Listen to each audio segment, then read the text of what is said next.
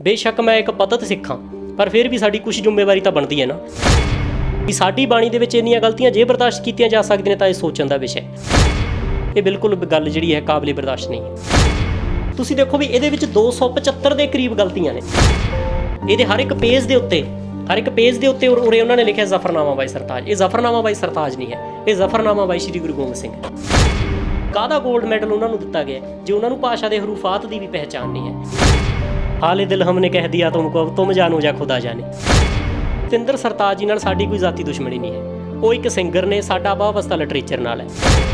ਵਾਹਿਗੁਰੂ ਜੀ ਕਾ ਖਾਲਸਾ ਵਾਹਿਗੁਰੂ ਜੀ ਕੀ ਫਤਿਹ। ਸਿੱਖ ਪੰਥ ਲਈ ਜਿਹੜਾ ਅਜੋਕਾ ਸਮਾਂ ਹੈ ਉਹ ਜਿੱਥੇ ਪੰਥ ਉੱਤੇ ਭੀੜ ਹੈ ਉੱਥੇ ਨਾਲ ਦੀ ਨਾਲ ਗ੍ਰੰਥ ਉੱਤੇ ਵੀ ਭੀੜ ਹੈ। ਪੰਥ ਕੀ ਰਹੇਗੀ ਤੋ ਗ੍ਰੰਥ ਕੀ ਰਹੇਗੀ ਨਾਥ, ਪੰਥ ਹੀ ਨਾ ਰਹਾ ਤੋ ਗ੍ਰੰਥ ਕੌਣ ਮਾਨੇਗੋ। ਪੰਥ ਵੀ ਬਚਾਉਣਾ ਜ਼ਰੂਰੀ ਹੈ, ਪਰ ਪੰਥ ਨੇ ਜਿੱਥੋਂ ਸੇਧ ਲੈਣੀ ਆ ਉਹ ਗ੍ਰੰਥ ਵੀ ਬਚਾਉਣੇ ਜ਼ਰੂਰੀ ਹੈ। ਜਾਂ ਇਹ ਕਹਿ ਲਈਏ ਕਿ ਭੰਡਾ ਭੰਡੋਰੀਆ ਕਿੰਨਾ ਕੁ ਭਾਰ, ਇੱਕ ਮੁੱਠੀ ਚੱਕ ਲੈ ਦੂਜੀ ਤਿਆਰ। ਸਾਡੇ ਰੋਜ਼ ਨਿੱਤ ਨਵੇਂ ਮਸਲੇ ਖੜੇ ਹੁੰਦੇ ਨੇ, ਜਿਹੜਾ ਕਿ ਨਾਮਵਰ ਸ਼ਖਸੀਅਤ ਸਤਿੰਦਰ ਸਰਤਾਜ ਵੱਲੋਂ ਜ਼ਫਰਨਾਮਾ ਗਾ ਕੇ ਕੀਤਾ ਗਿਆ, ਜਿਸ ਵਿੱਚ ਬਹੁਤ ਸਾਰੀਆਂ ਗਲਤੀਆਂ ਨੇ। ਜਦੋਂ ਅਸੀਂ ਉਸ ਦੀ ਵੀਡੀਓ ਵੇਖਦੇ ਹਾਂ ਉਸ ਵੀਡੀਓ 'ਚ ਸਾਫ਼ ਨਜ਼ਰ ਆਉਂਦਾ ਹੈ ਕਿ ਜਿਹੜੇ ਉਹ ਸ਼ਬਦ ਗੁਰਬਾਣੀ ਦੇ ਉਹ ਆਪਣੇ ਵੀਡੀਓ ਰਾਹੀਂ ਵਿਖਾ ਰਹੇ ਨੇ ਉਹਨਾਂ 'ਚ ਬਹੁਤ ਸਾਰੀਆਂ ਗਲਤੀਆਂ ਨੇ। ਇਹ ਸਾਰੇ ਕਾਸੇ ਉੱਤੇ ਸਾਡਾ ਧਿਆਨ ਦਿਵਾਇਆ ਵੀਰ ਗੁਰਬਿੰਦਰ ਸਿੰਘ ਜੀ ਨੇ, ਜਿਹੜੇ ਕਿ ਲਖਨਊ ਯੂਨੀਵਰਸਿਟੀ ਤੋਂ ਉਰਦੂ ਫਾਰਸੀ ਦੇ ਵਿੱਚ ਉਹਨਾਂ ਨੇ 1 ਸਾਲ ਕੰਪਲੀਟ ਕੀਤਾ ਅਤੇ ਦੂਸਰੇ ਸਾਲ ਦੇ ਵਿੱਚ ਉਹ ਕਰ ਰਹੇ ਨੇ। ਉਹਨਾਂ ਨੇ ਸਾਡੇ ਧਿਆਨ ਵਿੱਚ ਇਹ ਗੱਲ ਲਿਆਂਦੀ ਅਤੇ ਅਸੀਂ ਅੱਜ ਉਹਨਾਂ ਕੋਲੇ ਇਸ ਗੱਲ ਦਾ ਸਪਸ਼ਟੀਕਰਨ ਲੈਣ ਵਾਸਤੇ ਅਤੇ ਇਹ ਗੱਲ ਨੂੰ ਆਪਣੇ ਦਰਸ਼ਕਾਂ ਤੱਕ ਪਹੁੰਚਾਉਣ ਵਾਸਤੇ ਸ਼੍ਰੋਮਣੀ ਗੁਰਦੁਆਰਾ ਪ੍ਰਬੰਧਕ ਕਮੇਟੀ ਸਮੇਤ ਤਮਾਮ ਉਹਨਾਂ ਧਾਰਮਿਕ ਸੰਸਥਾਵਾਂ ਨੇ ਜਿਹੜੇ ਆਪਣੇ ਆਪ ਨੂੰ ਇਹ ਦਾਅਵਾ ਕਰਦੀਆਂ ਨੇ ਕਿ ਉਹ ਗ੍ਰੰਥ ਦੀਆਂ ਪੈਰੋਕਾਰ ਨੇ, ਉਹਨਾਂ ਦੇ ਉੱਤੇ ਉਹ ਕੋਈ ਵੀ ਟਿੱਕਾ ਟਿੱਪਣੀ ਬਰਦਾਸ਼ਤ ਨਹੀਂ ਕਰਦੀਆਂ। ਪਰ ਜ਼ਫਰਨਾਮੇ ਦੇ ਵਿੱਚ ਸੈਂਕੜੇ ਗਲਤੀਆਂ ਹੋਣ ਦੇ ਬਾਵਜੂਦ ਕਿਸੇ ਨੇ ਵੀ ਅਜੇ ਤੱਕ ਇਹ ਹਮਾਕਤ ਨਹੀਂ ਕੀਤੀ ਕਿ ਸਤਿੰਦਰ ਸਰਤਾਜ ਨੂੰ ਟੋਕਿਆ ਜਾਵੇ, ਇਸ ਨੂੰ ਰੋਕਿਆ ਜਾਵੇ ਤਾਂ ਕਿ ਉਹ ਦਰੁਸਤ ਕਰਕੇ ਇਸ ਜ਼ਫਰਨਾਮੇ ਨੂੰ ਗਾਵੇ। ਅਸੀਂ ਇਸ ਪ੍ਰੋਗਰਾਮ ਦੇ ਵਿੱਚ ਕੋਈ ਸਤਿੰਦਰ ਸਰਤਾਜ ਦਾ ਵਿਰੋਧ ਨਹੀਂ ਕਰ ਰਹੇ, ਪਰ ਉਸ ਵਿੱਚੋਂ ਕੀਤੀਆਂ ਗਲਤੀਆਂ ਨੂੰ ਦਰੁਸਤੀ ਕਰਕੇ ਉਹ ਸੁਧਾਰੇ, ਕਿਉਂਕਿ ਉਹਦੇ ਗਾਏ ਹੋਏ ਅਲਫਾਜ਼ ਜਿਹੜੇ ਆ ਸਾਡੀਆਂ ਆਉਣ ਵਾਲੀਆਂ ਪੀੜ੍ਹੀਆਂ ਨੇ ਸੁਣਨੇ ਨੇ। ਸੋ ਅਸੀਂ ਗੱਲਬਾਤ ਕਰਦੇ ਹਾਂ ਵੀਰ ਗੁਰਬਿੰਦਰ ਸਿੰਘ ਜੀ ਦੇ ਨਾਲ, ਤੁਹਾਨੂੰ ਰੂਬਰੂ ਕਰਾ ਰਹੇ ਹਾਂ ਕਿ ਵਿਦਿਆਰਥੀ ਜੀਵਨ ਵਿੱਚ ਹੀ ਉਹਨਾਂ ਨੇ ਆਪਣੀਆਂ ਜਿਹੜੀਆਂ ਇਹ ਜ਼ਿੰਮੇਵਾਰੀ ਹੈ ਉਸ ਨੂੰ ਪਛਾਣਿਆ ਅਤੇ ਅੱਜ ਉਹ ਜੁਝਾਰ ਟਾਈਮ ਦੇ ਨਾਲ ਰੂਬਰੂ ਨੇ। ਸਭ ਤੋਂ ਪਹਿਲਾਂ ਵੀਰ ਗੁਰਬਿੰਦਰ ਸਿੰਘ ਜੀ ਤੁਹਾਡਾ ਧੰਨਵਾਦ ਵੀ ਤੁਸੀਂ ਇਸ ਵਿਸ਼ੇ ਦੇ ਉੱਤੇ ਬੋਲ ਰਹੇ ਹੋ, ਜਿਸ ਵਿਸ਼ੇ ਉੱਤੇ ਸਾਡੀਆਂ ਕੋਈ ਵੀ ਸੰਸਥਾਵਾਂ ਨਹੀਂ ਬੋਲ ਰਹੀਆਂ। ਹਾਲਾਂਕਿ 12 ਅਪ੍ਰੈਲ ਨੂੰ ਇਹ ਵੀਡੀਓ ਅਪਲੋਡ ਹੋ ਗਈ ਸੀ ਅਤੇ ਲੱਖਾਂ ਲੋਕ ਇਸ ਨੂੰ ਵੇਖ ਚੁੱਕੇ ਨੇ। ਅਤੇ ਸੋ ਇੱਕ ਤਾਂ ਤੁਸੀਂ ਆਪਦੇ ਬਾਰੇ ਥੋੜ੍ਹਾ ਜਿਹਾ ਦੱਸ ਕੇ ਉਸ ਤੋਂ ਬਾਅਦ ਸਾਰੀਆਂ ਹੀ ਜਿਹੜੀਆਂ ਲੜੀਵਾਰ ਤੁਹਾਡੀਆਂ ਉਹਦੀਆਂ ਗਲਤੀਆਂ ਕੱਢੀਆਂ ਨੇ ਉਹ ਦਰਸ਼ਕਾਂ ਦੇ ਧਿਆਨ ਹੈ ਤਾਂ ਜ਼ਰੂਰ ਦੱਸੋ। ਪਹਿਲਾਂ ਤਾਂ ਤੁਹਾਡਾ ਬਹੁਤ ਬਹੁਤ ਸਵਾਗਤ ਹੈ ਜੀ, ਤੁਸੀਂ ਮੇਰੀ ਗੱਲ ਨੂੰ ਇੰਨੇ ਧਿਆਨ ਨਾਲ ਸੁਣਿਆ ਅਤੇ ਆਪਣੇ ਬੜੇ ਕੀਮਤੀ ਵਕਤ ਕੱਢ ਕੇ ਉਰੇ ਆਏ। ਅਤੇ ਮੈਂ ਪਿਛਲੇ 5 ਸਾਲਾਂ ਤੋਂ ਫਾਰਸੀ ਜ਼ਬਾਨ ਪੜ੍ਹ ਰਿਹਾ ਅਤੇ ਹੁਣ ਮੈਂ ਰੀਸੈਂਟਲੀ ਜਿਹੜਾ ਹੈਗਾ ਲਖਨਊ ਯੂਨੀਵਰਸਿਟੀ ਦੇ ਵਿੱਚ ਉਰਦੂ, ਫਾਰਸੀ ਅਤੇ ਹਿਸਟਰੀ 3 ਵਿਸ਼ਿਆਂ ਦੇ ਨਾਲ ਗ੍ਰੈਜੂਏਸ਼ਨ ਕਰ ਰਿਹਾ। ਮੇਰਾ ਉੱਥੇ 1 ਸਮੈਸਟਰ ਕੰਪਲੀਟ ਹੋ ਚੁੱਕਿਆ ਹੈ ਅਤੇ ਹੁਣ ਦੂਸਰਾ ਸਮੈਸਟਰ ਚੱਲ ਰਿਹਾ। ਪਿਛਲੇ ਦਿਨੀ ਜਿਹੜਾ ਇਹ ਸਤਿੰਦਰ ਸਰਤਾਜ ਉਹਨਾਂ ਨੇ ਜ਼ਫਰਨਾਮਾ ਗਾਇਆ ਹੈ, ਜੇ ਇਹਦੀ ਆਪਾਂ ਗੱਲ ਕਰੀਏ, ਜ਼ਫਰਨਾਮਾ ਕੋਈ ਆਮ ਚੀਜ਼ ਨਹੀਂ ਹੈ। ਜ਼ਫਰਨਾਮੇ ਨੂੰ ਇੱਕ ਖੱਤ ਕਹਿ ਦੇਣਾ ਚਲੋ ਉਹ ਗੱਲ ਜੁਦਾ ਹੈ, ਪਰ ਇਹ ਇੱਕ ਆਮ ਖੱਤ ਨਹੀਂ ਹੈ। ਸਾਡੇ 10ਵੇਂ ਗੁਰੂ ਸ਼੍ਰੀ ਗੁਰੂ ਗੋਬਿੰਦ ਸਿੰਘ ਜੀ ਮਹਾਰਾਜ ਵੱਲੋਂ ਔਰੰਗਜ਼ੇਬ ਵੱਲ ਲਿਖਿਆ ਗਿਆ ਇੱਕ ਖੱਤ ਹੈ। ਅਤੇ ਔਰੰਗਜ਼ੇਬ ਕੌਣ ਸੀ? ਔਰੰਗਜ਼ੇਬ ਬਹੁਤ ਵੱਡਾ ਫਾਰਸੀ ਦਾ ਵਿਦਵਾਨ ਅਤੇ ਇੱਕ ਬਹੁਤ ਵੱਡਾ ਪੱਤਰ ਲੇਖਕ ਸੀ। ਉਹਦੇ ਲਿਖੇ ਹੋਏ ਪੱਤਰਾਂ ਦੇ ਨਾਲ ਵੱਡੇ ਤੋਂ ਵੱਡੇ ਜਿਹੜੇ ਵਿਦਵਾਨ ਸੀ ਉਹ ਵੀ ਹਿੱਲ ਜਾਂਦੇ ਸੀ। ਉਹਦੀ ਲਿਖਣ ਸ਼ੈਲੀ ਇੰਨੀ ਜ਼ਿਆਦਾ ਵਧੀਆ ਸੀ ਅਤੇ ਉਸ ਨੂੰ ਖੱਤ ਲਿਖ ਕੇ ਹਿਲਾ ਦੇਣਾ ਅਤੇ ਆਪਣੇ ਆਪ ਦੇ ਵਿੱਚ ਇੱਕ ਬਹੁਤ ਵੱਡੀ ਗੱਲ ਹੈ। ਅਤੇ ਜਿਹੜਾ ਜ਼ਫਰਨਾਮਾ ਹੈ ਉਹ ਐਡਾ ਵੱਡਾ ਸਾਡਾ ਇਤਿਹਾਸਿਕ ਦਸਤਾਵੇਜ਼ ਹੈ ਵੀ ਉਹਦੇ ਵਿੱਚ ਜੋ ਕਿਸੇ ਵੀ ਪ੍ਰਕਾਰ ਦੀ 19-21 ਜਿਹੜੀ ਹੈ ਉਹ ਬਰਦਾਸ਼ਤ ਨਾਕਾਬਲੇ ਬਰਦਾਸ਼ਤ ਹੈ। ਅਤੇ ਹੁਣ ਮੈਂ ਤੁਹਾਡੇ ਨਾਲ ਗੱਲ ਕਰੂੰਗਾ ਵੀ ਜਦੋਂ ਪਿਛਲੇ ਦਿਨੀ ਮੈਨੂੰ 19 ਤਰੀਕ ਨੂੰ ਜ਼ਫਰਨਾਮਾ ਇਹ ਮਿਲਿਆ ਤਾਂ 19 ਤਰੀਕ ਨੂੰ ਮੈਨੂੰ ਮੇਰੇ ਇੱਕ ਦੋਸਤ ਨੇ ਭੇਜਿਆ ਅਤੇ ਮੈਂ ਇਹਦੇ 'ਤੇ ਨਜ਼ਰ ਮਾਰੀ ਤਾਂ ਇਹਦੇ ਵਿੱਚ ਮੈਨੂੰ ਬੜੀਆਂ ਬੇਸ਼ੁਮਾਰ ਗਲਤੀਆਂ ਨਜ਼ਰ ਆਈਆਂ। ਜਿਹੜੀਆਂ ਗਲਤੀਆਂ ਨੇ ਉਹ ਫਾਰਸੀ ਜ਼ਬਾਨ ਪੱਖੋਂ, ਉਹਦੇ ਉਚਾਰਨ ਪੱਖੋਂ ਅਤੇ ਲਿਪੀ ਅੰਤਰਨ ਪੱਖੋਂ ਨੇ। ਅਤੇ ਗਲਤੀਆਂ ਦੀ ਜੇ ਆਪਾਂ ਪੂਰੀ ਗੱਲ ਕਰੀਏ ਤਾਂ ਉਹ ਗਲਤੀਆਂ ਕਰੀਬ 275 ਤੋਂ 80 ਦੇ ਦਰਮਿਆਨ ਬਣਦੀਆਂ ਨੇ।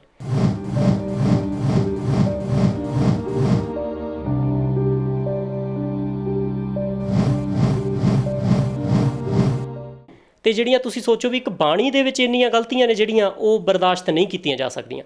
ਬੇਸ਼ੱਕ ਮੈਂ ਇੱਕ ਪਤਤ ਸਿੱਖ ਹਾਂ, ਪਰ ਫਿਰ ਵੀ ਸਾਡੀ ਕੁਝ ਜ਼ਿੰਮੇਵਾਰੀ ਤਾਂ ਬਣਦੀ ਹੈ ਨਾ।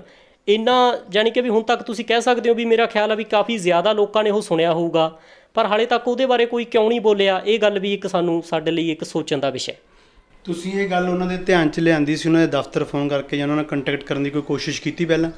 ਹਾਂ, ਮੈਂ ਉਹਨਾਂ ਦੇ ਦਫ਼ਤਰ ਦੇ ਵਿੱਚ ਫ਼ੋਨ ਕੀਤਾ ਅਤੇ ਉਹਨਾਂ ਨਾਲ ਗੱਲ ਕੀਤੀ ਵੀ ਮੈਂ ਸਤਿੰਦਰ ਸਰਤਾਜ ਜੀ ਉਹਨਾਂ ਨਾਲ ਗੱਲ ਕਰਨੀ ਹੈ। ਉਹ ਕਹਿੰਦੇ ਵੀ ਸਾਡੇ ਲਵੇ ਉਹਨਾਂ ਦਾ ਕੰਟੈਕਟ ਨੰਬਰ ਨਹੀਂ ਹੁੰਦਾ, ਵੀ ਅਸੀਂ ਉਹਨਾਂ ਨਾਲ ਤੁਹਾਡੀ ਗੱਲ ਨਹੀਂ ਕਰਵਾ ਸਕਦੇ। ਅਤੇ ਮੈਂ ਕਿਹਾ ਵੀ ਚਲੋ ਠੀਕ ਹੈ, ਵੀ ਤੁਸੀਂ ਉਹਨਾਂ ਨੂੰ ਇੱਕ ਸੁਨੇਹਾ ਪਹੁੰਚਾ ਦਿਓ ਵੀ ਜੋ ਜ਼ਫ਼ਰਨਾਮਾ ਉਹਨਾਂ ਨੇ ਗਾਇਆ ਹੈ ਵੀ ਉਹਦੇ 'ਚ ਬੇਸ਼ੁਮਾਰ ਗਲਤੀਆਂ ਨੇ ਅਤੇ ਵੀ ਮੈਂ ਉਹਨਾਂ ਦੇ ਨਾਲ ਕੋਈ ਗੱਲ ਕਰਨੀ ਚਾਹੁੰਦਾ। ਉਸ ਤੋਂ ਬਾਅਦ ਇੱਕ ਮੈਂ ਉਹਨਾਂ ਨੂੰ ਈਮੇਲ ਵੀ ਟਾਈਪ ਕੀਤੀ ਹੈ, ਜਿਹੜੀ ਉਹਨਾਂ ਨੇ ਦੇਖੀ ਜਾਂ ਨਹੀਂ ਦੇਖੀ ਇਹ ਤਾਂ ਹੁਣ ਰੱਬੇ ਜਾਣਦਾ।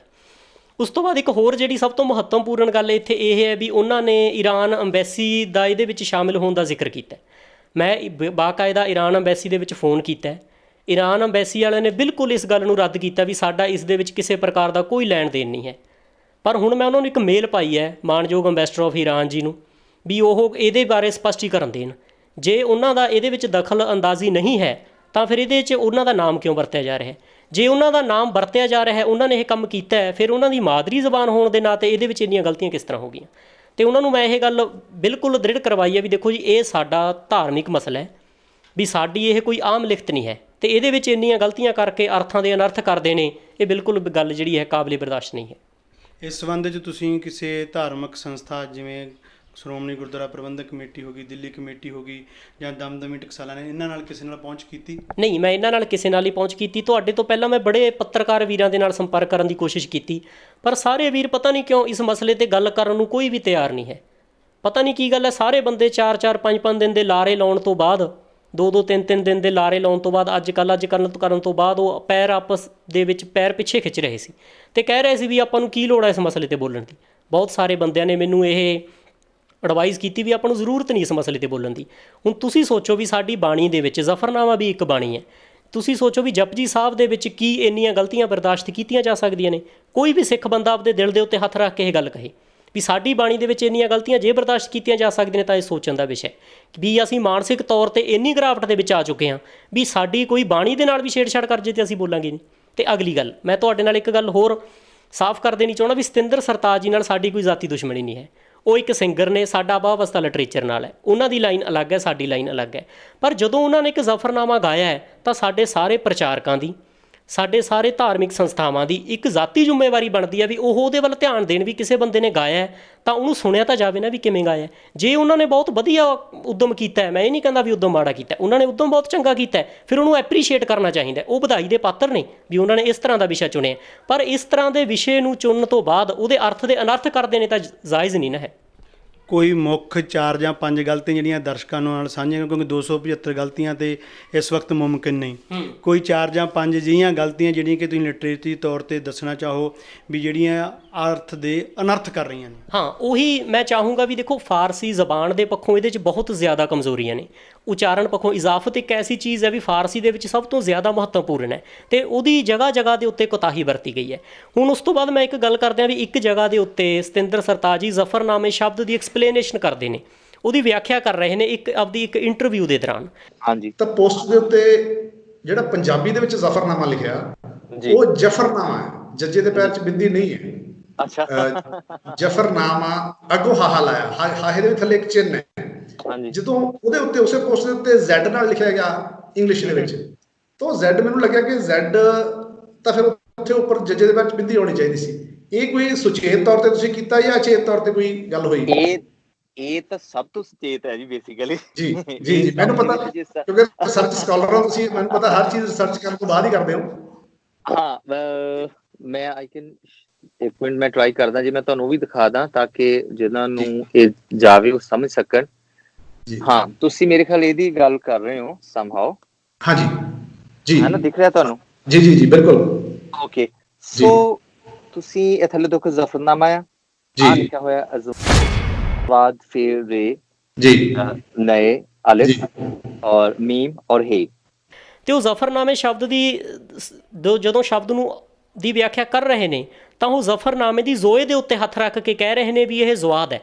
ਹਾਲਾਂਕਿ ਜ਼ਫ਼ਰਨਾਮੇ ਦਾ ਉਹ ਜ਼ਵਾਦ ਨਹੀਂ ਹੈ, ਉਹ ਜ਼ੋਏ ਹੈ। ਅਤੇ ਜ਼ਫ਼ਰਨਾਮਾ ਜਿਹੜਾ ਸ਼ਬਦ ਹੈ ਉਹ ਜ਼ਵਾਦ ਦੇ ਨਾਲ ਸ਼ੁਰੂ ਹੁੰਦਾ ਹੈ। ਇਹ ਤੁਸੀਂ ਦੇਖ ਲਓ, ਇਹ ਪੰਜਾਬੀ ਯੂਨੀਵਰਸਿਟੀ ਦਾ ਪੰਜਾਬੀ ਯੂਨੀਵਰਸਿਟੀ ਡਾਕਟਰ ਜੀਤ ਸਿੰਘ ਸੀਤਲ ਦਾ ਪੰਜਾਬੀ ਫਾਰਸੀ ਕੋਸ਼ ਹੈ। ਇਹ ਕੋਸ਼ ਮੈਂ ਇਸ ਲਈ ਚੁਣਿਆ ਵੀ ਜੋ ਆਮ ਬੰਦੇ ਨੇ ਜਿਨ੍ਹਾਂ ਦਾ ਉਰਦੂ ਫਾਰਸੀ ਦੇ ਨਾਲ ਵਾਹ ਵਾਸਤਾ ਨਹੀਂ, ਉਹ ਵੀ ਇਸ ਗੱਲ ਨੂੰ ਕਲੀਅਰਲੀ ਤੌਰ 'ਤੇ ਸੁਣ ਸਕਣ।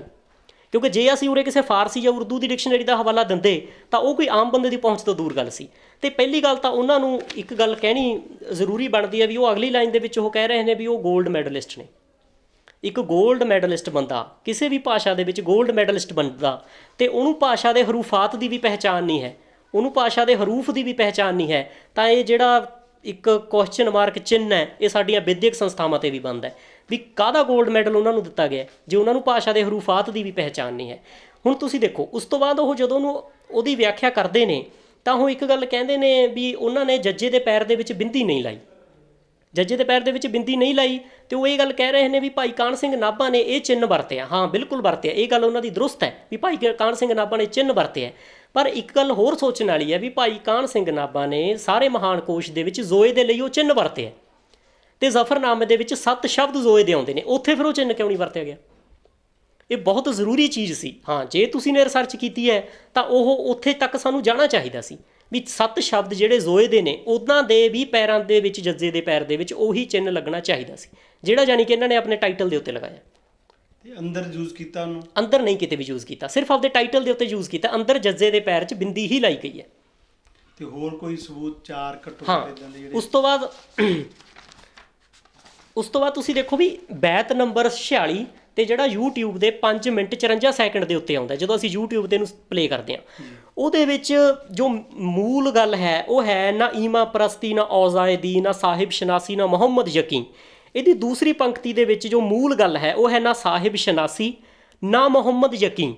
ਉਹਨਾਂ ਨੇ ਇਹਦੇ ਵਿੱਚੋਂ ਨਾ ਸ਼ਬਦ ਨੂੰ ਮਨਫੀ ਕਰਤਾ ਜੋ ਉਹਨਾਂ ਨੇ ਗਾਇਆ, ਜੋ ਉਹਨਾਂ ਦੀ ਵੈਬਸਾਈਟ ਦੇ ਉੱਤੇ ਉਹਨਾਂ ਨੇ ਅਪਲੋਡ ਕੀਤਾ। ਹੁਣ ਤੁਸੀਂ ਦੇਖੋ ਵੀ ਨਾ ਸਾਹਿਬ ਸ਼ਨਾਸੀ, ਗੁਰੂ ਸਾਹਿਬ ਔਰੰਗਜ਼ੇਬ ਨੂੰ ਕਹਿ ਰਹੇ ਨੇ ਵੀ ਹੇ ਔਰੰਗਜ਼ੇਬ ਤੈਨੂੰ ਸਾਹਿਬ ਦੀ ਕੋਈ ਪਹਿਚਾਣ ਨਹੀਂ ਹੈ, ਨਾ ਸਾਹਿਬ ਸ਼ਨਾਸੀ, ਨਾ ਮੁਹੰਮਦ ਯਕੀਨ, ਅਤੇ ਨਾ ਹੀ ਤੈਨੂੰ ਹਜ਼ਰਤ ਮੁਹੰਮਦ ਸਾਹਿਬ 'ਤੇ ਕੋਈ ਯਕੀਨ ਹੈ। ਪਰ ਜੇ ਅਸੀਂ ਇੱਥੇ ਨਾ ਨੂੰ ਵਿੱਚੋਂ ਮਨਫੀ ਕਰ ਦਿੰਦੇ ਹਾਂ ਤਾਂ ਮੁਹੰਮਦ ਯਕੀਨ ਹੋ ਜਾਂਦਾ। ਹੁਣ ਤੁਸੀਂ ਦੱਸੋ ਜੇ ਮੈਂ ਤੁਹਾਨੂੰ ਕਹਾਂ ਮੁਹੰਮਦ ਯਕੀਨ, ਉਹਦੇ ਕੀ ਮਾਣੀ ਬਣਦੇ ਨੇ? ਉਹਦੇ ਮੁਹੰਮਦ ਸਾਹਿਬ ਤੇ ਮੁਹੰਮਦ ਸਾਹਿਬ 'ਤੇ ਯਕੀਨ ਹੈ ਵੀ ਤੈਨੂੰ ਸਾਹਿਬ ਦੀ ਪਹਿਚਾਣ ਨਹੀਂ, ਪਰ ਮੁਹੰਮਦ ਸਾਹਿਬ 'ਤੇ ਯਕੀਨ ਹੈ। ਹੁਣ ਤੁਸੀਂ ਦੇਖੋ ਵੀ ਕੀ ਮੁਹੰਮਦ ਸਾਹਿਬ 'ਤੇ ਯਕੀਨ ਕਰਨ ਵਾਲਾ ਬੰਦਾ ਕੁਰਾਨ ਦੀਆਂ ਝੂਠੀਆਂ ਕਸਮਾਂ ਖਾ ਸਕਦਾ? ਇਹਦੇ ਨਾਲ ਕੀ ਹੁੰਦਾ, ਇਹ ਮੁੱਖ 4 ਗਲਤੀਆਂ ਇਸ ਲਈ ਨੇ ਵੀ ਜੋ ਜਿਸ ਮਕਸਦ ਦੇ ਨਾਲ ਜ਼ਫਰਨਾਮਾ ਲਿਖਿਆ ਗਿਆ ਵੀ ਔਰੰਗਜ਼ੇਬ ਤਾਂ ਬਹੁਤ ਜ਼ਿਆਦਾ ਜ਼ੁਲਮ ਕੀਤੇ ਨੇ ਦੁਨੀਆ ਦੇ ਉੱਤੇ, ਇਹਦੇ ਨਾਲ ਉਹ ਜੋ ਮੁੱਖ ਚੀਜ਼ ਹੈ ਉਹਦਾ ਜੋ ਸੰਦਰਭ ਹੈ ਉਹ ਖਤਮ ਹੋ ਰਿਹਾ। ਹੁਣ ਇਹਦੇ ਵਿੱਚ ਇੱਕ ਹੋਰ ਚੀਜ਼ ਜੋ ਸਭ ਤੋਂ ਜ਼ਿਆਦਾ ਧਿਆਨ ਦੇਣ ਯੋਗ ਸੀ ਵੀ ਇਹਨਾਂ ਨੇ ਮੁਹੰਮਦ ਦੇ ਸਪੈਲਿੰਗ ਹੀ ਇਹਦੇ ਵਿੱਚ ਗਲਤ ਨੇ, ਜਿਹੜੀ ਚੀਜ਼ ਸਭ ਤੋਂ ਜ਼ਿਆਦਾ ਧਿਆਨ ਦੇਣ ਯੋਗ ਸੀ। ਹੋਰ ਜੋ ਗਲਤੀਆਂ ਨੇ ਉਹ ਤਾਂ ਜੁਦਾ ਗੱਲ ਹੈ। ਸਾਨੂੰ ਜੋ ਵਿੱਚ 2 ਕਰੈਕਟਰ ਆਏ ਨੇ, ਔਰੰਗਜ਼ੇਬ ਦੇ ਸਪੈਲਿੰਗ ਇਹਦੇ ਵਿੱਚ ਗਲਤ ਨੇ, ਮੁਹੰਮਦ ਦੇ ਸਪੈਲਿੰਗ ਇਹਦੇ ਵਿੱਚ ਗਲਤ ਨੇ, ਅਤੇ ਮੁਹੰਮਦ ਦੇ ਜੋ ਮੂਲ ਸਪੈਲਿੰਗ ਨੇ ਉਹ ਮੈਂ ਨਾਲ ਪੰਜਾਬੀ ਯੂਨੀਵਰਸਿਟੀ ਦਾ ਫਾਰਸੀ ਕੋਸ਼ ਲਾਇਆ, ਇਹ ਉਹਦੇ ਮੁਹੰਮਦ ਦੇ ਅਸਲੀ ਸਪੈਲਿੰਗ ਨੇ ਪੰਜਾਬੀ ਦੇ ਵਿੱਚ। ਹੁਣ ਉਸ ਤੋਂ ਬਾਅਦ ਅਗਲੀ ਗੱਲ ਬੈਤ ਨੰਬਰ ਹੈ 73, ਜਿਹੜਾ ਕਿ YouTube ਦੇ 8 ਮਿੰਟ 57 ਸੈਕਿੰਡ ਦੇ ਉੱਤੇ ਆਉਂਦਾ। ਇਹਦੇ ਵਿੱਚ ਜੋ ਅਸਲੀ ਗੱਲ ਹੈ ਉਹ ਹੈ ਹਮ ਅਜ਼ ਪਰੇ ਮੋਰ ਵਾ ਹਮ ਅਜ਼ ਪੀਲਤਨ ਕਿ ਆਜਿਜ ਨਵਾਜਸਤ ਗਾਫਿਲ ਸ਼ੇਕਨ।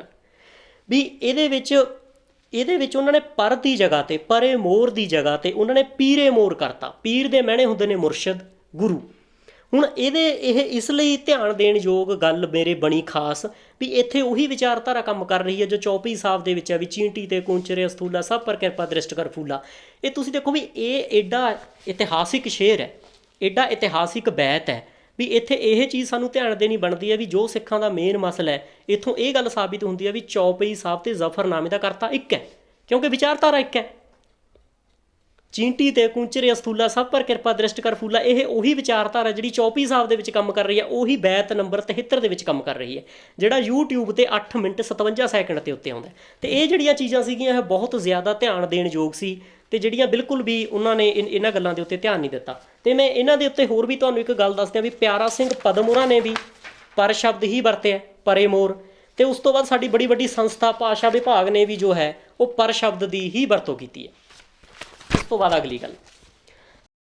ਅਗਲੀ ਗੱਲ ਜ਼ਫਰਨਾਮੇ ਦੇ ਵਿੱਚ ਮਹਾਰਾਜ ਆਪਣੇ ਜੋ ਬੜੇ ਵੱਡੇ ਸ਼ਾਇਰ ਨੇ ਫਾਰਸੀ ਜ਼ਬਾਨ ਦੇ, ਉਹਨਾਂ ਦਾ ਜ਼ਿਕਰ ਕਰਦੇ ਨੇ। ਇੱਕ ਤਾਂ ਚੂੰਕਾਰ ਅਜ਼ਹਾਮਾ ਹੀਲ 'ਤੇ ਉਹ ਸ਼ੇਖ ਸਾਦੀ ਦੀ ਲਿਖਤ ਦੇ ਵਿੱਚੋਂ ਲੈਤੀ ਗਈ ਹੈ। ਉਸ ਤੋਂ ਬਾਅਦ ਨੰਬਰ 2 ਦੇ ਉੱਤੇ ਜਿਹੜਾ ਜ਼ਿਕਰ ਕਰਦੇ ਨੇ ਚੇ ਖੁਸ਼ ਗੁਫਤ ਫਰਦੌਸੀ ਖੁਸ਼ ਜ਼ਬਾਂ ਸ਼ਤਾਬੀ ਵਵਦਕਾਰੇ ਆਹ ਰਮਣਾ। ਇਹਦੇ ਵੱਲ ਧਿਆਨ ਦੇਣਾ ਇਸ ਲਈ ਜ਼ਰੂਰੀ ਹੈ ਵੀ ਇਹ ਇੱਕ ਬੜੇ ਵੱਡੇ ਸ਼ਾਇਰ ਦਾ ਨਾਮ ਹੈ। ਫਰਦੌਸੀ ਕੋਈ ਆਮ ਬੰਦਾ ਨਹੀਂ ਸੀ। ਫਰਦੌਸੀ ਨੇ ਸ਼ਾਹਨਾਮਾ ਨਾਮਕ ਗ੍ਰੰਥ ਦੀ ਰਚਨਾ ਕੀਤੀ ਹੈ, ਜਿਹਦੇ ਵਿੱਚ ਲਗਭਗ ਕਿਹਾ ਜਾਂਦਾ ਵੀ 70,000 ਦੇ ਕਰੀਬ ਬੈਤ ਨੇ। ਤੇ 70,000 ਬੈਤ ਦੇ ਵਿੱਚੋਂ ਉਹ ਐਡੀ ਵੱਡੀ ਰਚਨਾ ਪੜ੍ਹਨੀ, ਉਹਨੇ 30 ਸਾਲ ਲਾ ਕੇ ਉਹ ਕਿਤਾਬ ਲਿਖੀ ਹੈ। ਐਡੀ ਵੱਡੀ ਰਚਨਾ ਉਹ ਪੜ੍ਹਨੀ, ਪੜ੍ਹਨ ਤੋਂ ਬਾਅਦ ਉਹਦੇ ਵਿੱਚੋਂ ਇੱਕ ਚੀਜ਼ ਯਾਦ ਰੱਖਣੀ ਤੇ ਉਹਨੂੰ ਸਹੀ ਜਗ੍ਹਾ ਦੇ ਉੱਤੇ ਕੋਟ ਕਰਨਾ, ਇਹ ਬਹੁਤ ਵੱਡੀ ਗੱਲ ਹੈ। ਹੁਣ ਇਹਦੇ ਵਿੱਚ ਜੋ ਮੇਨ ਫਰਦੌਸੀ ਉਹਨਾਂ ਨੇ ਕੀ ਵਰਤਿਆ, ਆਹਰ ਮਨ ਜੋ ਸ਼ਬਦ ਹੈ। ਹੁਣ ਮੈਂ ਤੁਹਾਡਾ ਆਹਰ ਮਨ ਸ਼ਬਦ ਦੇ ਵੱਲ ਥੋੜ੍ਹਾ ਜਿਹਾ ਧਿਆਨ ਦੇਵਾਂ ਵੀ ਆਹਰ ਮਨ ਜੋ ਸ਼ਬਦ ਹੈ ਇਹ ਸ਼ਾਹਨਾਮੇ ਦੇ ਵਿੱਚ 69 ਵਾਰ ਆਇਆ ਆਹਰ ਮਨ ਸ਼ਬਦ। ਤੇ ਜਿਹੜੀ ਮੂਲ ਗੱਲ ਫਰਦੌਸੀ ਸਾਹਿਬ ਨੇ ਲਿਖੀ ਹੈ ਉਹ ਲਿਖੀ ਹੈ ਸ਼ਤਾਬੋ ਬਦੀ ਕਾਰੇ ਆਹਰ ਮਨ ਅਸਤ, ਤੇ 69 ਵਾਰ ਇਹ ਆਇਆ। ਤੇ ਆਹਰ ਮਨ ਸ਼ਬਦ ਦਾ ਕੋਈ ਬਹੁ ਵਚਨ ਨਹੀਂ ਹੁੰਦਾ। ਆਹਰ ਮਨ ਸ਼ਬਦ ਆਹਰ ਮਨ ਦੇ ਤੌਰ ਤੇ ਹੀ ਵਰਤਿਆ ਜਾਊਗਾ, ਪਰ ਇੱਥੇ ਮਹਾਰਾਜ ਨੇ ਜ਼ਬਾਨ ਸ਼ਬਦ ਦੇ ਨਾਲ ਉਹਦਾ ਵਜ਼ਨ ਠੀਕ ਰੱਖਣ ਦੇ ਲਈ ਇਹਨੂੰ ਆਹਰ ਮਨਾ ਕਰਤਾ। ਕਿਸੇ ਸ਼ਬਦ ਦਾ ਬਹੁ ਵਚਨ ਬਣਾ ਦੇਣਾ ਇਹ ਭਾਸ਼ਾ ਵਾਲੇ ਬੰਦੇ ਜਾਣਦੇ ਹੋਣਗੇ ਵੀ ਇੱਕ ਬਹੁਤ ਵੱਡੀ ਗੱਲ ਹੁੰਦੀ ਹੈ, ਇਹ ਕੋਈ ਆਮ ਗੱਲ ਨਹੀਂ ਹੁੰਦੀ। ਹੁਣ ਇੱਥੇ ਆਹਰ ਮਣਾ ਜੋ ਇਹਨਾਂ ਨੇ ਪਾਇਆ, ਆਹਰ ਮਣ ਦੇ ਜੋ ਸਪੈਲਿੰਗ ਨੇ ਉਹ ਬਿਲਕੁਲ ਕੁਝ ਹੋਰ ਪਾ ਦਿੱਤੇ ਗਏ ਨੇ। ਤੇ ਇਹਦੇ ਜਿਹੜੇ ਮੂਲ ਸਪੈਲਿੰਗ ਬਣਦੇ ਨੇ ਉਹ ਮੈਂ ਨਾਲ ਭਾਸ਼ਾ ਵਿਭਾਗ ਦਾ ਆਪਣਾ ਪੰਜਾਬੀ ਯੂਨੀਵਰਸਿਟੀ ਦੀ ਡਿਕਸ਼ਨਰੀ ਦਾ ਪੇਜ ਨਾਲ ਅਟੈਚ ਕੀਤਾ। ਇਹ ਆਹਰ ਮਨ ਦੇ ਅਸਲੀ ਸਪੈਲਿੰਗ ਬਣਦੇ ਨੇ। ਉਸ ਤੋਂ ਬਾਅਦ ਸਭ ਤੋਂ ਹੀ ਮਹੱਤਵਪੂਰਨ ਗੱਲ, ਜਿਹੜੀ ਅਨਰਥਾਂ ਦੇ ਅਨਰਥ ਤੋਂ ਵੀ ਅੱਗੇ ਕੋਈ ਚੀਜ਼ ਹੋ ਸਕਦੀ ਹੈ, ਉਹ ਬੈਤ ਨੰਬਰ ਹੈ 33, YouTube ਦੇ 4 ਮਿੰਟ 27 ਸੈਕਿੰਡ ਦੇ ਉੱਤੇ ਉਹ ਆਉਂਦਾ।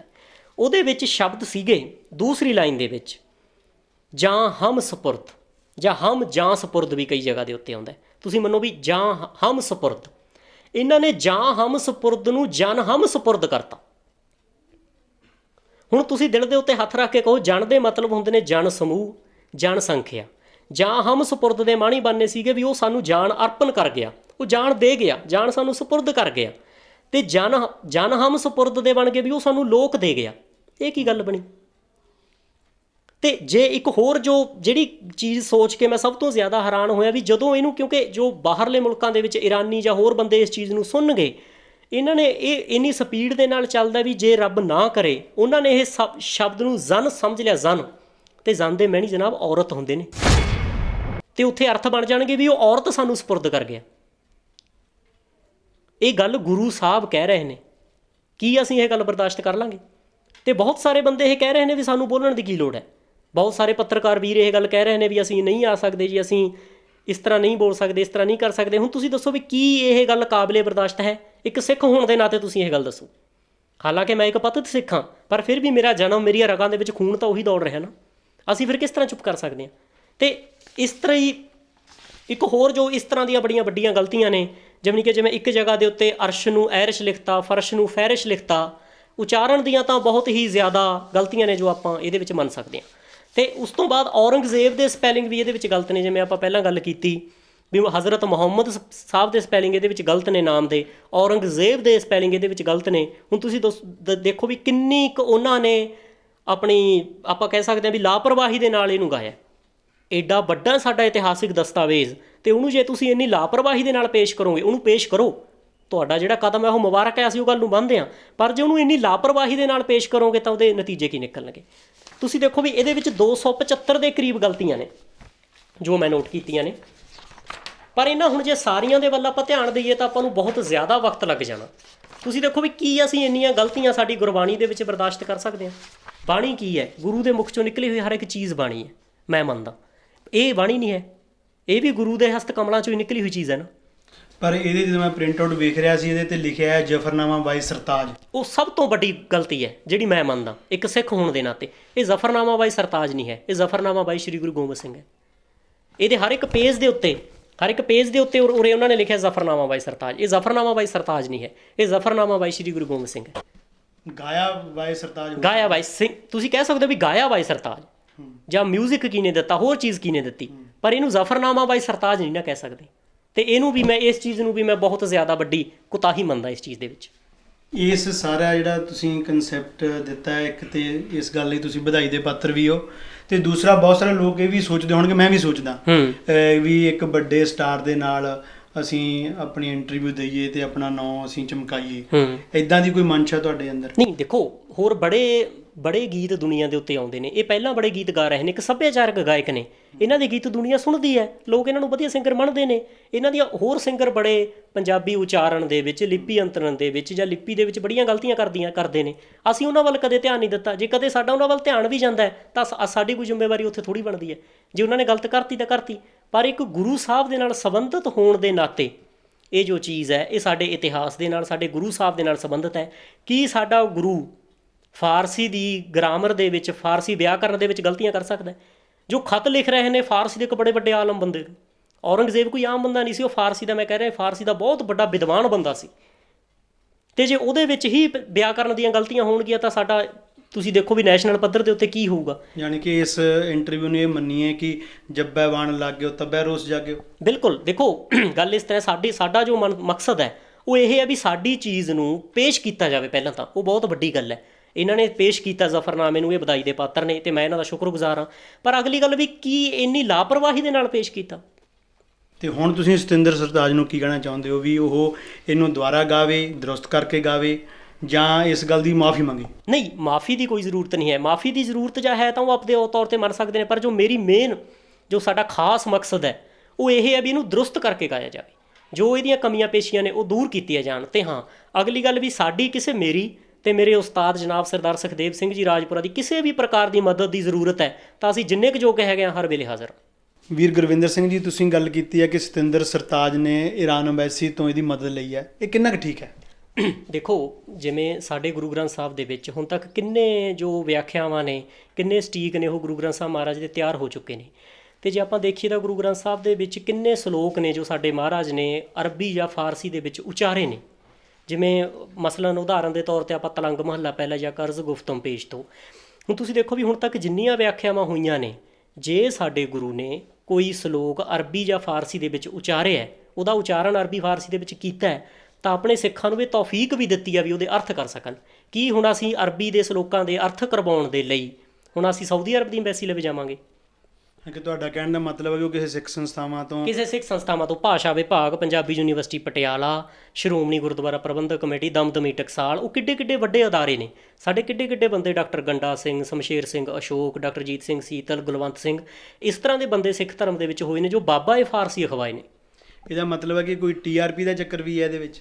ਨਹੀਂ, TRP ਦਾ ਕੁਛ ਚੱਕਰ ਨਹੀਂ। ਸਾਡਾ ਜੋ ਮੇਨ ਮਕਸਦ ਹੈ ਉਹ ਇਹ ਹੈ ਵੀ ਸਾਡੀ ਲਿਖਤ ਨੂੰ ਪੇਸ਼ ਕੀਤਾ ਜਾਵੇ। ਪਹਿਲੀ ਗੱਲ, ਜੇ ਪੇਸ਼ ਕੀਤਾ ਜਾਵੇ ਤਾਂ ਸਿੱਧੇ ਤੌਰ 'ਤੇ, ਸ਼ੁੱਧ ਤੌਰ 'ਤੇ ਸਾਡੀਆਂ ਸੰਸਥਾਵਾਂ ਦੀ ਇੱਕ ਜ਼ਿੰਮੇਵਾਰੀ ਬਣਦੀ ਹੈ ਇਹ ਵੀ ਕੋਈ ਵੀ ਚੀਜ਼, ਜਿਵੇਂ ਕੋਈ ਫਿਲਮ ਆਉਂਦੀ ਹੈ ਸਿੱਖਾਂ ਦੇ ਨਾਲ ਸੰਬੰਧਿਤ, ਕੋਈ ਗੀਤ ਆਉਂਦਾ ਸਿੱਖਾਂ ਦੇ ਨਾਲ ਸੰਬੰਧਿਤ, ਕੋਈ ਮਸਲਾ ਹੈ, ਤਾਂ ਉਹਦੇ ਵਿੱਚ ਉਹ ਖੁਦ ਦਖਲਅੰਦਾਜ਼ੀ ਕਰਨ ਤੋਂ ਬਾਅਦ ਉਹਨੂੰ ਸ਼ੁੱਧ ਤੌਰ 'ਤੇ ਇੱਕ ਪੈਰਾਮੀਟਰ ਹੋਵੇ, ਉਸ ਪੈਰਾਮੀਟਰ ਦੇ ਉੱਤੇ ਉਹ ਪੂਰੀ ਉਤਰਨੀ ਚਾਹੀਦੀ ਹੈ ਚੀਜ਼। ਹੁਣ ਜਿਵੇਂ ਜ਼ਫਰਨਾਮਾ ਹੈ, ਫਰਜ਼ ਦੇ ਤੌਰ 'ਤੇ ਜ਼ਫਰਨਾਮਾ ਸਾਡੀ ਏਡੀ ਵੱਡੀ ਇਤਿਹਾਸਿਕ ਚੀਜ਼ ਹੈ, ਇਤਿਹਾਸਿਕ ਦਸਤਾਵੇਜ਼ ਹੈ। ਜੇ ਇਹਦੇ ਵਿੱਚੋਂ ਗੁਰਮਤ ਦੀ ਵਿਚਾਰਧਾਰਾ ਹੀ ਮੰਨਫੀ ਹੋ ਜੂਗੀ ਤਾਂ ਪਿੱਛੇ ਕੀ ਰਹਿ ਜੂਗਾ? ਵੀਰ ਗੁਰਵਿੰਦਰ ਸਿੰਘ ਜੀ, ਇਹ ਸਾਰੀ ਇੰਟਰਵਿਊ ਤੋਂ ਇੱਕ ਗੱਲ ਤਾਂ ਸਾਫ਼ ਹੈ ਕਿ ਤੁਸੀਂ ਗੁਰੂ ਸਾਹਿਬਾਨਾਂ ਦੀ ਰਚਨਾ ਨਾਲ ਛੇੜਛਾੜ ਨੂੰ ਬਰਦਾਸ਼ਤ ਨਾ ਕਰਦੇ ਹੋਏ ਲੋਕਾਂ ਨੂੰ ਜਾਗਰੂਕ ਕਰਨ ਲਈ ਇਹ ਕੀਤਾ। ਪਰ ਇਸ ਇੰਟਰਵਿਊ ਤੋਂ ਬਾਅਦ ਬਹੁਤ ਸਾਰੇ ਜਿਹੜੇ ਫਾਲੋਅਰਸ ਨੇ ਸਤਿੰਦਰ ਸਰਤਾਜ ਦੇ, ਉਹ ਤੁਹਾਨੂੰ ਚੰਗਾ ਮਾੜਾ ਵੀ ਕਹਿਣਗੇ, ਅਤੇ ਤੁਸੀਂ ਉਹਨਾਂ ਲਈ ਵੀ ਅਤੇ ਆਮ ਸਿੱਖ ਸਮਾਜ ਦੇ ਨਾਲ ਪੂਰੀ ਇਨਸਾਨੀਅਤ ਅਤੇ ਔਰ ਲਿਟਰੇਰੀ ਲੋਕਾਂ ਨੂੰ, ਸਿੱਖ ਸੰਸਥਾਵਾਂ ਨੂੰ ਕੀ ਸੁਨੇਹਾ ਦੇਣਾ ਚਾਹੁੰਦੇ ਹੋ? ਦੇਖੋ ਜੀ, ਗੁਲਿਸਤਾਨ ਫਾਰਸੀ ਜਗਤ ਦੇ ਵਿੱਚ ਇੱਕ ਬਹੁਤ ਵੱਡੀ ਰਚਨਾ ਹੈ। ਸ਼ੇਖ ਸਾਦੀ ਸਾਹਿਬ ਜਦੋਂ ਉਹਨੂੰ ਆਪਣੇ ਅੰਜਾਮ ਤੱਕ ਪਹੁੰਚਾਉਂਦੇ ਨੇ ਤਾਂ 2 ਲਾਈਨਾਂ ਲਿਖਦੇ ਨੇ, ਮਾਂ ਨਸੀਹਤ ਬਜਾਈਏ ਖੁਦ ਕਰਦੀਮ, ਰੂਜ਼ਗਾਰੀ ਦਰੀ ਬਸਰ ਬੁਰਦੀਮ, ਗਰਨਾ ਆਇਦ ਬਗੂਸ਼ੇ ਰਗਵਤੇ ਕਸ, ਬਰ ਰਸੂਲਾਂ ਪਿਆਮ ਬਾਸ਼ਦੋ ਬਸ। ਅਸੀਂ ਨੇ ਨਸੀਹਤ ਕਰਨੀ ਸੀ, ਕਰ ਦਿੱਤੀ, ਕਿਉਂਕਿ ਡਾਕੀਏ ਦਾ ਮਕਸਦ ਸਿਰਫ ਸੰਦੇਸ਼ ਪਹੁੰਚਾਉਣਾ ਹੁੰਦਾ, ਅੱਗੇ ਕੁਛ ਨਹੀਂ ਹੁੰਦਾ। ਮੈਂ ਜੋ ਗੱਲ ਕਰਨੀ ਸੀ, ਮੇਰਾ ਫਰਜ਼ ਬਣਦਾ ਸੀ, ਅਤੇ ਤੁਸੀਂ ਉਹਦੇ 'ਚ ਇੱਕ ਮੁੱਖ ਰੋਲ ਨਿਭਾਇਆ, ਉਹ ਮੈਂ ਨਿਭਾ ਦਿੱਤਾ। ਹੁਣ ਅੱਗੇ ਸਾਡੀਆਂ ਸੰਸਥਾਵਾਂ ਦੀ ਵੀ ਕੁਝ ਜ਼ਿੰਮੇਵਾਰੀ ਬਣਦੀ ਹੈ ਨਾ। ਸਾਡੀ ਵੀ ਜ਼ਿੰਮੇਵਾਰੀ ਬਣਦੀ, ਸਾਡੇ 'ਤੇ ਵੀ ਤਾਂ ਸ਼ੱਕ ਤਾਂ ਨਹੀਂ ਕਿਤੇ? ਨਹੀਂ, ਤੁਹਾਡੀ ਵੀ ਜ਼ਿੰਮੇਵਾਰੀ ਬਣਦੀ ਆ। ਹੁਣ ਮੈਂ ਜੋ ਮੇਰੇ ਦਿਲ ਦੇ ਵਿੱਚ ਸੀ, ਹਾਲੇ ਦਿਲ ਹਮਨੇ ਕਹਿ ਦਿਆ ਤੁਮ ਜਾਨੋ ਜਾਂ ਖੁਦਾ ਜਾਨੇ, ਉਹ ਅਸੀਂ ਨੇ ਕਹਿ ਦਿੱਤਾ। ਹੁਣ ਅੱਗੇ ਤੁਹਾਡੀ ਇੱਕ ਸਿੱਖ ਹੋਣ ਦੇ ਨਾਤੇ ਜ਼ਿੰਮੇਵਾਰੀ ਬਣਦੀ ਹੈ ਵੀ ਉਹਨਾਂ ਨੂੰ ਸਵਾਲ ਕੀਤੇ ਜਾਣ, ਸੰਸਥਾਵਾਂ ਨੂੰ ਸਵਾਲ ਕੀਤੇ ਜਾਣ, ਜਾਂ ਜੋ ਵੀ ਹੈ। ਸੋ ਵੀਰ ਗੁਰਵਿੰਦਰ ਸਿੰਘ ਜੀ ਨੇ ਆਪਣਾ ਫਰਜ਼ ਅਤੇ ਆਪਣੀ ਜ਼ਿੰਮੇਵਾਰੀ ਨੂੰ ਸਰਅੰਜਾਮ ਦਿੱਤਾ ਹੈ, ਅਤੇ ਜੁਝਾਰ ਟਾਈਮ 'ਤੇ ਅਕਸਰ ਹੀ ਆਪਣੀ ਜ਼ਿੰਮੇਵਾਰੀ 'ਤੇ ਖੜ੍ਹਦਾ ਰਹਿੰਦਾ ਹੈ। ਉਹ ਇਸ ਕਰਕੇ ਖੜ੍ਹਦਾ ਹੈ ਕਿਉਂਕਿ ਸ਼ਾਇਦ ਗੁਰੂ ਸਾਹਿਬਾਨ ਜੀ ਨੇ ਸਾਡੇ ਉੱਤੇ ਤਰਸ ਕਰਕੇ ਸਾਨੂੰ ਇਹ ਕੰਮ ਦਿੱਤਾ ਅਤੇ ਸਾਤੋਂ ਆਪਣੀਆਂ ਜ਼ਿੰਮੇਵਾਰੀਆਂ ਨਿਭਾ ਰਿਹਾ। ਨਾਲ ਹੀ ਅਸੀਂ ਉਹਨਾਂ ਲੋਕਾਂ ਨੂੰ, ਉਹਨਾਂ ਸੰਸਥਾਵਾਂ ਨੂੰ ਵੀ ਬੇਨਤੀ ਕਰ ਦਈਏ ਜਿਹੜੇ ਕਿਤੇ ਨਾ ਕਿਤੇ ਥੱਲੇ ਕਮੈਂਟ ਕਰਕੇ ਕ੍ਰਿਟਿਸਿਜ਼ਮ ਵੀ ਕਰਨਗੇ। ਕ੍ਰਿਟਿਸਿਜ਼ਮ ਸਾਰਥਕ ਕਰਿਓ, ਕੋਈ ਦਿੱਕਤ ਨਹੀਂ, ਪਰ ਇਹ ਜ਼ਰੂਰ ਸੋਚਿਓ ਵੀ ਤੁਹਾਨੂੰ ਚੀਜ਼ ਸ਼ੁੱਧ ਚਾਹੀਦੀ ਹੈ, ਖਾਲਸ ਚਾਹੀਦੀ ਹੈ ਜਾਂ ਮਿਲਾਵਟ ਵਾਲੀ ਚਾਹੀਦੀ ਹੈ। ਇਹ ਹੁਣ ਤੁਸੀਂ ਸੋਚਣਾ। ਸੋ ਇੰਨੇ ਕੁ ਅਲਫਾਜ਼ਾਂ ਦੇ ਨਾਲ ਅਸੀਂ ਵੀਰ ਗੁਰਵਿੰਦਰ ਸਿੰਘ ਜੀ ਤੋਂ ਵਿਦਾ ਲੈਂਦੇ ਹਾਂ। ਵੀਰ ਗੁਰਵਿੰਦਰ ਸਿੰਘ ਜੀ, ਵਾਹਿਗੁਰੂ ਜੀ ਕਾ ਖਾਲਸਾ, ਵਾਹਿਗੁਰੂ ਜੀ ਕੀ ਫਤਿਹ। ਉਮੀਦ ਰੱਖਦੇ ਹਾਂ ਕਿ ਜਦੋਂ ਅਗਲੀ ਵਾਰ ਮਿਲੀਏ ਤੇ ਫਤਿਹ ਦੇ ਸਹੀ ਅਰਥਾਂ ਮੁਤਾਬਕ ਮਿਲੀਏ। ਬਿਲਕੁਲ ਜੀ, ਧੰਨਵਾਦ। Thank you.